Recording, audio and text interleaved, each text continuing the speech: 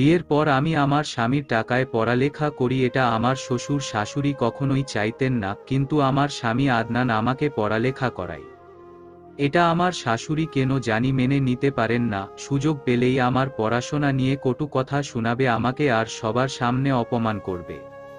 সে কেন এমন করে সেটাও আমার অগোছালো মস্তিষ্কটা আঁচ করতে পারে না। আমি শুধু সবকিছু মুখ বুজে সহ্য করি, প্রতি উত্তরে কোনো জবাব দেয় না, কারণ আমার কথার পিঠে কথা বলা নিষেধ আছে। আদনান আমাকে এসব বিষয়ে সবসময় চুপ থাকতে বলেছে।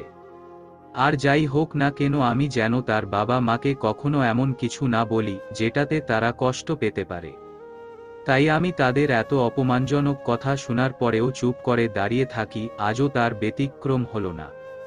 বাড়ি ভর্তি মানুষ ছিল তখন। আমি ভার্সিটি থেকে বাসায় এসেছি কেবল, আমাকে দেখেই আমার শাশুড়ি সবার সামনে আমাকে উদ্দেশ্য করে বলল, ওই যে আমাদের মডার্ন বউ চলে এসেছে, বিয়ের পরেও নাকি তার পড়ালেখা করতে হবে, ক্লাসে না গেলে নাকি তার পেটের ভাত হজম হয় না, নিজের চেহারাটা বাহিরের সবাইকে দেখাতে হবে। আমার ছেলে কি দেখে যে এই মেয়েটাকে ঘরে নিয়ে এসেছিল আমার মাথায় ধরে না। আমি দাঁড়িয়ে দাঁড়িয়ে কথাগুলো শুনছিলাম, অনেক ইচ্ছে করছিল কথাগুলোর জবাব দেই, কিন্তু আদনানের সেই কথাটা মনে পড়ায় কিছুই বলতে পারলাম না। আমার শাশুড়ি আবারও যখন বলল, দুপুরে রান্না করবে কে, বাড়ির সবাই যে না খেয়ে আছে সেদিকে কি কারো খেয়াল আছে? আমরা তো কলেজে যাওয়ার জন্য কাউকে বউ করে আনিনি, রান্না বান্নাও তো করতে হবে। আদনান দুপুরে লাঞ্চ করতে এসে ফিরে গেছে। আমার ছেলেটার টাকাতেই তো ভাত কাপড় পাচ্ছ, পড়ালেখাও করছো, আমাদের কথা না হয় বাদই দিলাম, তোমার স্বামীকেই না খাইয়ে রাখা শুরু করলে। আমার কথাগুলো সহ্য হলো না, মনে হলো ভিতরটা ছিঁড়ে ছিঁড়ে যাচ্ছে। আমি আর আদনানের কথাটা মনে রাখলাম না। আমি প্রথমবারের মতো আমার শাশুড়ির মুখের ওপর বললাম, আপনি চাইলেই তো রান্না করে খাওয়াতে পারতেন, আপনার ছেলেকে এতই যদি দরদ থাকতো তাহলে রান্না করে খাওয়াতেন। আপনার মেয়ের জামাই আসিলে তো ঠিকই রান্না করে, খুব যত্ন করে খাওয়ান, কত রকমের খাবার রান্না করেন তার হিসাব থাকে না। অথচ যে আপনাকে ভাত কাপড় দিচ্ছে, থাকতে দিচ্ছে, তার জন্য একটা দিন কষ্ট করে রান্না করতে পারলেন না, আবার আমাকে যাতা বলছেন। কই আপনার মেয়েরও তো বিয়ে হয়েছে, সেও তো পড়াশোনা করছে, তাকে নিয়ে তো কোনো আলোচনা করেন না, আমাকে নিয়ে আপনার এত সমস্যা কেন? আমি আপনার মেয়ে না, আপনার ছেলের বউ, এটাই তো কারণ, তাই না? নিজের মেয়ে হলে কি এমনভাবে বলতে পারতেন? পরক্ষণেই নিজের গালে থাপ্পড়ের শব্দ শুনতে পেলাম। বেয়াদব মেয়ে, বড়দের সাথে কিভাবে কথা বলতে হয় বাবা মা বুঝি কখনো শেখায়নি? আমার মুখের ওপর কথা বলে, আদনান আসুক তারপর তোমার বিচার করব। এখন যাও, রান্না করে ঢুকে আমাদের সবাইকে উদ্ধার করো। সবার সামনে যখন আমার শাশুড়ি আমার গালে থাপ্পড় মেরে কথাগুলো বলল তখন নিজের অজান্তেই চোখের কোণে এক ফোঁটা জল অনুভব করলাম। রান্নাঘরে বসে রান্না করছি আর ভাবছি, বিয়ের আগের দিনগুলো কত সুন্দর ছিল, কত মুগ্ধতা ছিল দিনগুলোতে। আদনান আমার জন্য কত কি করেছে। বিয়ের আগে সে আমাকে কথা দিয়েছিল বিয়ের পর আমার পড়ালেখার কোনো সমস্যা হবে না, তার কথায় পড়ালেখা শেষ হওয়ার আগেই বিয়ের পিঁড়িতে বসেছিলাম। সে তার কথা রাখলে ও এখন কেন জানি আমার এই সংসার জীবনটাকে অসহ্য মনে হয়। সকালে রান্না করে ক্লাসে যাওয়া, ক্লাস শেষ করে এসে আবার রান্না করা। এখন মনে হয় মেয়েদের জন্মই হয়েছে বোধহয় রান্নাঘরের চুলা খোঁচানোর জন্য, তাদের লেখাপড়া শেষ করে বড় কোনো কিছু করার অধিকার নেই। আর সবচেয়ে বড় কথা, আমি আমার শ্বশুর শাশুড়ির মন জয় করতে পারিনি। অনেক চেষ্টা করেছি তাদের মনে জায়গা করে নেওয়ার জন্য, কিন্তু পারিনি। হয়তো বা আগে থেকেই তারা আমাকে পছন্দ করতেন না, তাই তাদের প্রতি আমার ভালোবাসাটাকে তারা গ্রহণ করতে পারে না। এর অবশ্য কারণও আছে। আদনানের অন্য জায়গায় বিয়ে ঠিক করেছিল তারা, কিন্তু সে তার বাবা মায়ের ঠিক করা মেয়েটাকে বিয়ে না করে আমাকে বিয়ে করেছে। তাদের ধারণা আদনানকে আমি আমার রূপের জালে ফাঁসিয়ে বিয়ে করেছি। রাতে যখন আদনান আমাকে বলল, দুপুরে কাজটা তুমি একদম ঠিক করনি, বড়দের সাথে এভাবে কথা বলা তোমার উচিত হয়নি। আর সবচেয়ে বড় কথা, তারা আমার বাবা মা, আমার জন্মদাতা। বাবা মায়ের অপমান কোনো ছেলেই সহ্য করবে না, আমিও করব না। তখন আমি বললাম, তুমি আমার কথাটা শোনো আগে, কি হয়েছিল, তারপর না হয় যা বলার বলবে। তোমার মা আমাকে সবার সামনে যা তা বলছিল। আমার সহ্য হয়নি আর আমি ভুল কিছু বলিনি। তখন আদনান ধমকের সুরে বলল, বাহ, আমার মুখের ওপরও কথা বলছো দেখছি। আমি মায়ের কাছ থেকে সব শুনেছি, তোমার কাছ থেকে আবার শুনতে হবে না। একটা কথা মনে রাখবে, আমার বাবা মায়ের ওপরে কেউ নেই। তুমি এখনই মায়ের কাছে গিয়ে ক্ষমা চাইবে। বিয়ের পর এই প্রথম আদনান আমার সাথে এভাবে রাগান্বিত হয়ে ধমকের সুরে কথা বলল। আমি তার এমন ব্যবহার দেখে অবাক হলাম। আমিও কিছুটা রাগান্বিত কণ্ঠে বললাম, তোমার মা তোমাকে তো সবকিছুই বলেছে, তাহলে তো এটাও বলেছে আমার গায়ে সে হাত তুলেছে। তখন আদনান বলল, তারা বড় মানুষ, ছোটরা ভুল করলে তো শাসন করবেই। তুমি এখন মায়ের কাছে গিয়ে ক্ষমা চেয়ে আসো। আমি মাকে বলেছি তুমি ক্ষমা চাইবে। তখন আমি আদনানকে বললাম, আমি কোনো ভুল করিনি, তাহলে কেন ক্ষমা চাইব? আমি পারবো না এটা করতে। তোমার মা বাবা আমাকে দেখতে পারে না। বিয়ের পর থেকেই আমার সাথে খারাপ ব্যবহার করে। তোমাকে কখনো বলিনি, কিন্তু আজ না বলে পারলাম না। তুমি নিজের বাবা মায়ের খেয়াল রাখতে গিয়ে নিজের বউকে ভুলে গিয়েছো। সবসময় শুধু আমার দোষ খুঁজে বেড়াও তুমি। কখনো কি জানতে চেয়েছো তোমার বাবা মা আমার সাথে কেমন ব্যবহার করে? শুধু কি বউ শাশুড়ির সাথে খারাপ ব্যবহার করতে পারে? শাশুড়ি বউয়ের সাথে খারাপ ব্যবহার করতে পারে না। আমার কথাগুলো শুনে আদনান কিছু বলল না, তবে আমি বুঝতে পারলাম আমার কথাগুলো তার ভালো লাগেনি। সত্য কথা তেতো হয়, তাই কারো ভালো লাগে না, সেটা আজ বুঝলাম। কিছু সময় চুপ থেকে আদনান বলল, তার মানে তুমি মায়ের কাছে ক্ষমা চাইবে না? আমি সোজাসুজি বললাম, না, কখনোই না। কোনো ভুল না করে কারো কাছে ক্ষমা চাইতে পারবো না আমি। প্রতি উত্তরে আদনান যে কথাটা বলল সেটার জন্য আমি মোটেও প্রস্তুত ছিলাম না। আমি কখনো ভাবিওনি তার মুখ থেকে এমন কিছু শুনতে হবে আমাকে। সে যখন বলল, ঠিক আছে, তোমার সব কথা আমি মেনে নিলাম। যেহেতু মায়ের কাছে ক্ষমা চাইলে তুমি ছোট হয়ে যাবে, সেহেতু তোমাকে ক্ষমা চাইতে হবে না। কাল থেকে তুমি আর ভার্সিটি যাবে না, তোমার পড়ালেখা পুরোপুরি বন্ধ। আশা করি আমার এই কথাটা অন্তত রাখবে। আর না রেখে কোনো উপায়ও নেই তোমার। আদনানের কথাগুলো শুনে আমার বিশ্বাস হচ্ছিল না কথাগুলো সেই বলছে, কিন্তু বিশ্বাস করতে হবে, কারণ এটা বাস্তব। সে আমার সামনে দাঁড়িয়ে কথাগুলো বলছে। আমি কিছুটা হকচকিয়ে গিয়ে বললাম, কি বলছো তুমি? পাগল হয়ে গেছো নাকি? আমার ফাইনাল ইয়ার চলে এখন, কিছুদিন পর আমার অনার্স শেষ হবে। আর তুমি বলছো পড়ালেখা বন্ধ করতে? তুমি একজন শিক্ষিত ছেলে হয়ে এই কথা কিভাবে বলতে পারলে? তখন আদনান বলল, আমি অনেক ভেবে চিন্তেই বলেছি। আমি চাই না তোমার পড়ালেখার কারণে আমাদের সংসারে কোনো অশান্তি সৃষ্টি হোক। যেহেতু আমার বাবা মা চায় না তাদের ছেলের বউ পড়ালেখা করুক, তারা চায় সংসারী হোক, তাই তুমি কাল থেকে আর ভার্সিটি যাবে না। ঘরের কাজেই মনোযোগ দিবে। আর পড়ালেখা করে কি করবে? এমন না তো যে চাকরি করবে। আমি তো তোমার ভরণ পোষণের দায়িত্ব নিয়েছি। যতদিন বেঁচে থাকবো ততদিন তোমাকে চিন্তা করতে হবে না। তাই সংসারের শান্তির জন্য হলেও তুমি কাল থেকে আর ভার্সিটি যাবে না। আমি অনেকটা অভিমান করে বললাম, যদি ভার্সিটি যাই তাহলে কি করবে? তখন আদনান বলল, আমি তোমাকে ছেড়ে দিতে বাধ্য হব। আদনানের কাছ থেকে এমন কথা শুনে আমার ভিতরটা পুড়ে যাচ্ছিল। মনে হচ্ছিল আমার ভিতরের হৃৎপিণ্ডটাকে কেউ জ্বলন্ত আগুনের মধ্যে ছেড়ে দিয়েছে।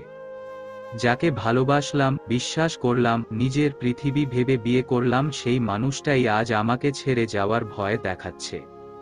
আমার কিছু বলতে ইচ্ছে করছিল না, তবুও নরম গলায় বললাম, আমি ডিভোর্সের ভয়ে নিজের স্বপ্নগুলো ধ্বংস করতে পারবো না। তুমি আমাকে কথা দিয়েছিলে আমার স্বপ্ন পূরণের সঙ্গী হবে, সবসময় আমার পাশে থাকবে। যতই বাধা আসুক না কেন আমাকে কোনোদিন ছেড়ে যাবে না। কিন্তু আজ নগণ্য একটা কারণে আমাকে ছেড়ে যেতে চাইছো। সত্যি বলতে কখনো ভাবিনি মাঝপথে এসে এভাবে সরে দাঁড়াতে চাইবে তুমি। আমি ভার্সিটি যাওয়া বন্ধ করতে পারবো না, তবে তুমি চাইলে আমার পড়ালেখার পেছনে যে টাকাটা খরচ করো সেটা বন্ধ করে দিতে পারো।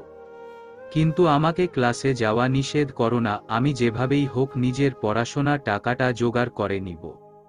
আমার কথা শুনে আদনান বলল, আমার মায়ের কথাই ঠিক। আসলেই তুমি বেয়াদব একটা মেয়ে, নিজের স্বামীর সাথে উঁচু গলায় কথা বলছো। তোমার কথা আমি মানি। তোমাকে একসময় আমি কথা দিয়েছিলাম বিয়ের পরেও আমি তোমাকে পড়ালেখা করাবো। কিন্তু এখনকার পরিস্থিতিটাও তোমাকে বুঝতে হবে, আমি যা বললাম সেটা না করলে আমি ভুলে যাব তুমি আমার স্ত্রী। আমি কাল অফিসিয়াল কাজে 1 মাসের জন্য ঢাকার বাহিরে যাব, তুমি কাল থেকে আর ভার্সিটি যাবে না, এটাই আমার শেষ কথা। এতগুলো মানুষের সুখের জন্য তুমি তোমার পড়ালেখাটা বিসর্জন দিতে পারবে না, আমাদের ভবিষ্যৎ সন্তানের কথা ভেবে অন্তত তুমি আমার কথা শুনবে। কথাগুলো বলেই আদনান বিছানায় শুয়ে পড়ল, আমার উত্তরের জন্য অপেক্ষা করল না, আমিও আর কিছু বললাম না। কারণ আমি জানি এখন যাই বলি না কেন সেটা সে আমলে নিবে না। দুজন মানুষ এক বিছানায় ঘুমালেও দুজনের মাঝে অনেক দূরত্ব বিরাজ করছে আজ। জানি না দূরত্বটা সময়ের ব্যবধানে কোনো একসময় কমে যাবে নাকি আরও বেড়ে যাবে।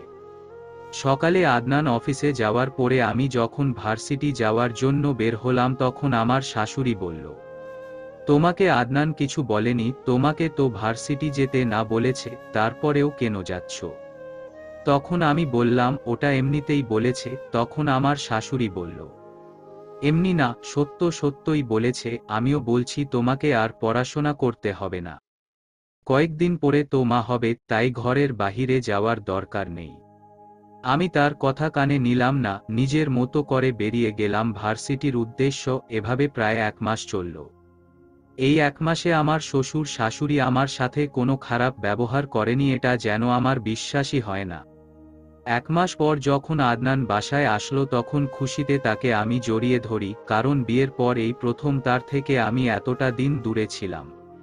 কিন্তু আদনান আমাকে ধাক্কা দিয়ে দূরে ঠেলে দিল। ভাবলাম সে হয়তো আমার ওপর রাগ করেছে তার কথা শুনিনি বলে। তাই তার রাগ ভাঙানোর জন্য উঠে পড়ে লাগলাম, কিন্তু কোনো কিছুতেই তার রাগ ভাঙাতে পারলাম না আমি। আমার পৃথিবীটা উলট পালট করে দিয়ে আদনান যখন খুব নরম কণ্ঠে বলল, আমার অনেক খারাপ লেগেছে সিদ্ধান্তটা নিতে, অনেক কঠিন একটা সিদ্ধান্ত ছিল অন্তত আমার জন্য। যাকে ভালোবেসে বিয়ে করেছিলাম তাকেই এক সময় ডিভোর্স দিতে হবে, কখনো কল্পনা করিনি, কিন্তু অনেক ভেবে চিন্তে দেখেছি আমি। তুমি আমাকে সুখ দিতে পারবে না, যে মানুষটা আমার জন্য, আমার পরিবারের জন্য নিজের ছোট্ট একটা স্বপ্নকে বিসর্জন দিতে পারেনি।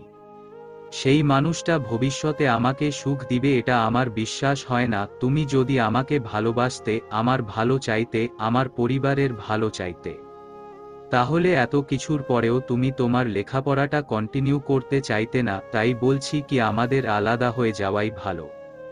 আমি তোমার সাথে আর থাকতে চাই না। আমি যখন আদনানের মুখ থেকে কথাগুলো শুনলাম তখন কেন জানি আমার ভিতরটাকে আমি বিশ্বাস করাতে পারলাম না যে এই কথাগুলো সত্য।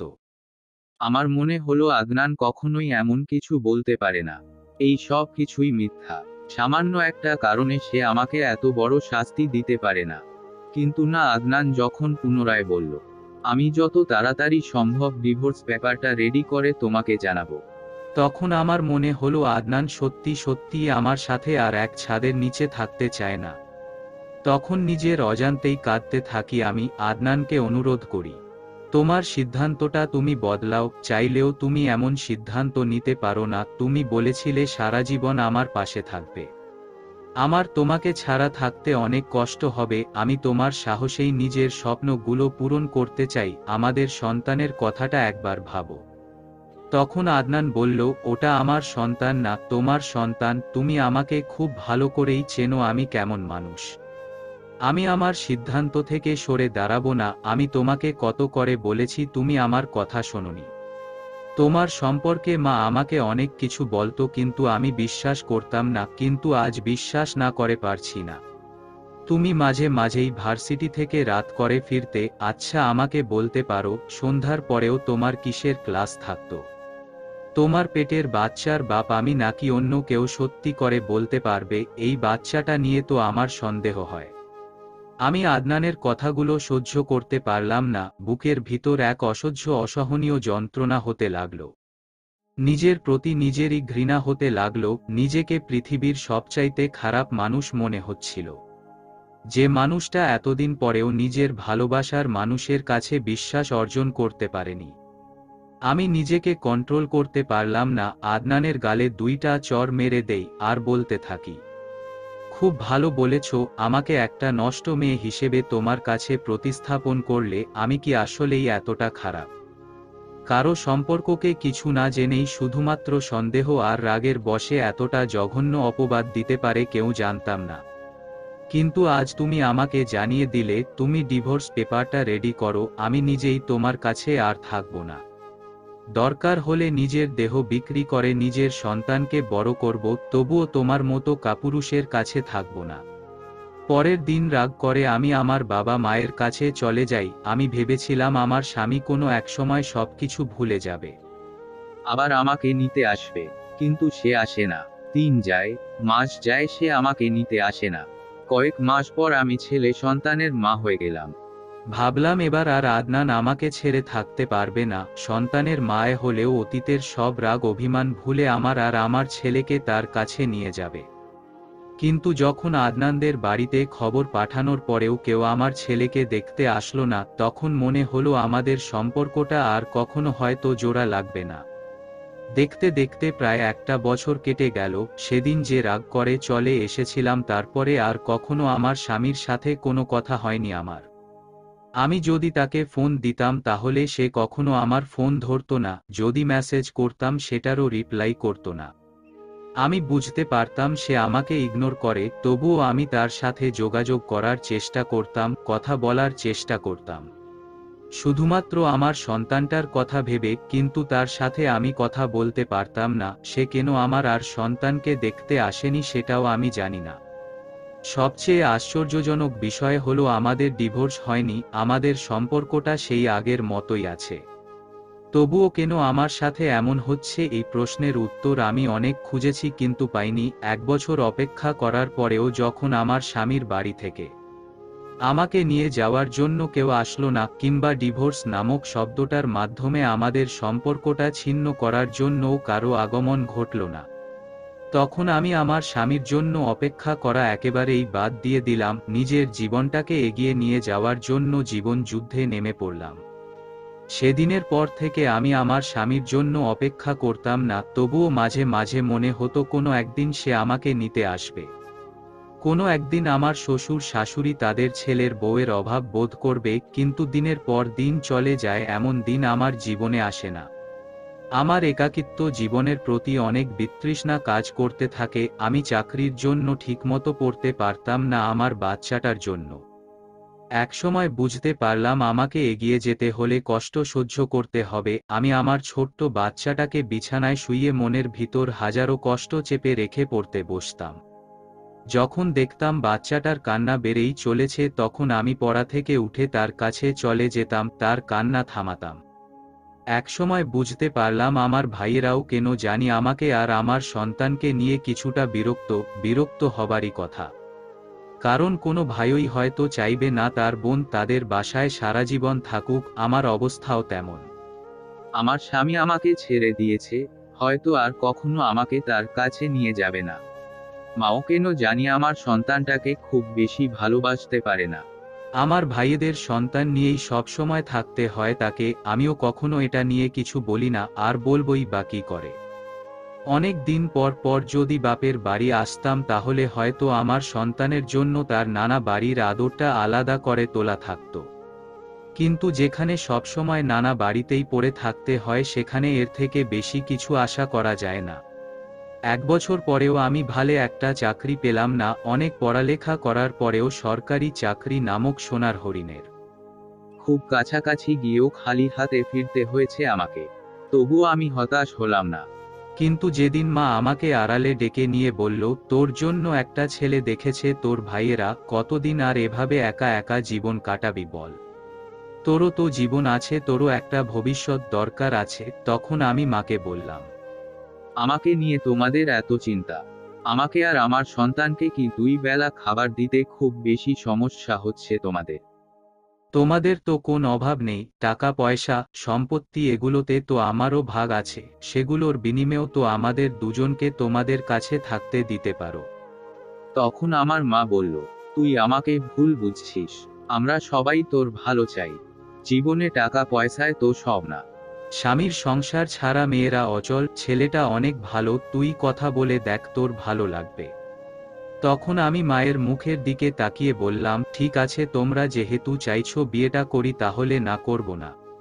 তখন মা বলল, একটা সমস্যা আছে, তবে কিছুদিন পরেই ঠিক হয়ে যাবে। আমরা বলেছি তোর কোনো বাচ্চা কাচ্চা নেই, বিয়ের পর তোর ছেলে আমাদের কাছে থাকবে। আমি জানি একজন মায়ের সন্তানকে ছেড়ে থাকতে অনেক কষ্ট হবে, কিন্তু এ ছাড়া কি করার আছে বল? তোর সন্তান আছে জানলে এত ভালো ছেলে তোকে বিয়ে করবে না। তাই এমন বলেছি, 2-1 বছর গেলেই সব ঠিক হয়ে যাবে। আমরা তোর খারাপ চাই না। মায়ের কথাগুলো শুনে কেন জানি চোখের পানিটা ধরে রাখতে পারলাম না। জলভরা চোখেই মাকে বললাম, কোনো মা কি তার সন্তানের সাথে এত বড় অন্যায় করতে পারবে? আমার জন্য আমার সন্তান তার বাবার আদর থেকে বঞ্চিত হচ্ছে। এখন আমিও যদি ওকে রেখে চলে যাই তাহলে কি ওর মন থেকে বাবা মায়ের প্রতি শ্রদ্ধা উঠে যাবে না? তোমরা যেমন আমার খারাপ চাইতে পারো না, তাহলে আমি আমার সন্তানের খারাপ চাইবো কি করে? আমাকে বিয়ে করার আগে আমার সন্তানকে মেনে নিতে হবে। যে আমার সন্তানকে মেনে নিবে আমি তাকেই বিয়ে করব। তাছাড়া আমাকে বিয়ে দেওয়ার ব্যর্থ চেষ্টা করবে না কখনো। আমার সন্তানের জন্য আমি পৃথিবীর সব সুখ বিসর্জন দিতে পারি। আমার মা সেদিন আমার দিকে তাকিয়ে কোনো কথা বলতে পারেনি, কারণ তিনিও একজন মা। তারপরে আমার সন্তান ধীরে ধীরে বেড়ে উঠতে থাকে। একসময় আমি প্রথমবারের মতো আমার সন্তানের মুখ থেকে মা ডাক শুনি। সেদিন আমি আমার ছেলেটাকে জড়িয়ে ধরে অনেক কেঁদেছিলাম, কারণ যেদিন আমার সন্তানের মুখ থেকে মা ডাক শুনি, সেদিন আমি বেঁচে থাকার মতো কিছু একটা করতে পারি। অনেক কষ্ট সহ্য করার পর আমি চাকরিটা পেয়ে যাই। আমার বাবা মার বাড়িতে কোনো অভাব ছিল না, তবুও কেন জানি বেঁচে থাকার জন্য নিজেদের চাহিদাটা পূরণ করতে পারতাম না। কখনো ইচ্ছে করে কেউ কিছু দিত না, তারা ভাবত 3 বেলা খেতে দিচ্ছি, থাকতে দিচ্ছি, আর কি চাই। অথচ 2 জন মানুষের বেঁচে থাকার জন্য থাকা খাওয়া বাদে আরও অনেক কিছু লাগত, আমি সেগুলোর অভাব ভোগ করেছি। তাই চাকরিতে জয়েন করার পরের দিনই আমি আমার আপনজনদের থেকে দূরে সরে যাই। আমার চাকরিতে জয়েন করতে অনেক সময় লেগে যায়, তাই চাকরি হওয়ার পরেও অনেক দিন বাবা মায়ের কাছে থাকতে হয়েছে। সেজন্য চাকরিতে জয়েন করার আগের দিনই আলাদা একটা বাসা নেই। আমি যখন চাকরিতে জয়েন করি তখন আমার ছেলের বয়স 3 বছর। 3 বছরের একটা ছেলেকে রেখে অফিস করাটা যে কতটা কষ্টের, কতটা যন্ত্রণার, সেটা শুধু একজন মাই উপলব্ধি করতে পারবে। কিন্তু এছাড়া আমার কোনো উপায় ছিল না। কাজের মেয়ের কাছে রেখে অফিসে চলে যেতাম, এসে যখন কোলে নিতাম তখন ভিতরটা জুড়িয়ে যেতে। এভাবে আরও 2টা বছর কেটে গেল। আমার ছেলের বয়স তখন 5 বছর। আমি বুঝতে পারলাম আমার বেঁচে থাকার জন্য আমার ছেলেটাই যথেষ্ট, আর কাউকে দরকার নাই আমার জীবনে। স্বামী, সংসার, বাবা মা, ভাই, কাউকে দরকার নাই। হঠাৎ করে একদিন আদনান বাসায় এসে বসে আছে। আমি তখন অফিসে ছিলাম। বাসায় এসে যখন তাকে দেখলাম তখন খুব বেশি অবাক হলাম না, কারণ আমি অনেক আগেই এই মানুষটার জন্য অপেক্ষা করা ছেড়ে দিয়েছি। আমাকে দেখামাত্রই আদনান উঠে দাঁড়ালো। অনেক কথা হলো তার সাথে। আমি তার কাছে জানতে চেয়েছিলাম কেন সে আমার কাছে আসেনি।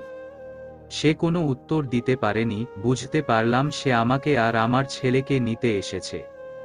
তখন কি বলবো কিছু বুঝতে পারলাম না। নিজের অজান্তেই বললাম, তুমি যদি দীর্ঘ 5টা বছর একাকিত্বের স্বাদ নিয়ে আবার আমার কাছে ফিরে আসতে তাহলে আমি তোমাকে গ্রহণ করে নিতাম। কিন্তু তুমি তো তা করনি। তুমি বিয়ে করেছিল, যদিও আমি জানি না এটা সত্য কিনা, তবে বিয়ে না করলে এভাবে নিজের স্ত্রী সন্তান ছেড়ে 5টা বছর থাকতে পারতে না। আর সবচেয়ে বড় কথা, আমি আমার ছেলেকে সবসময় বলে এসেছি তার বাবা নেই, তার বাবাও আমি, তার মাও আমি। আমি আমার ছেলেকে কখনো মিথ্যা বলতে শিখাইনি। আমি চাই সে জেনে এসেছে সেটাই সত্য হোক।